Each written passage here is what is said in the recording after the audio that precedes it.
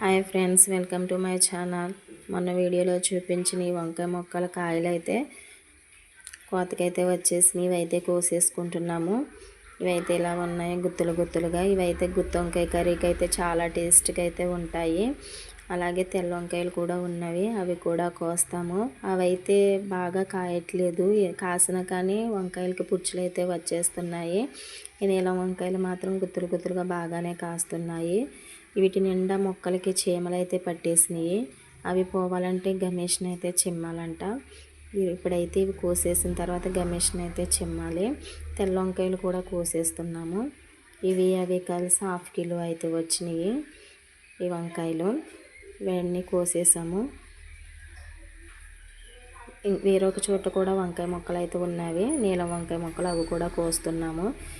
ఇవన్నీ కోసిన తర్వాత ఎన్ని ఉన్నాయో మీకైతే చూపిస్తాను. ఇలా అయితే మొత్తం కోసేస్తున్నాం. ఇవైతే కేజీ వచ్చినాయి.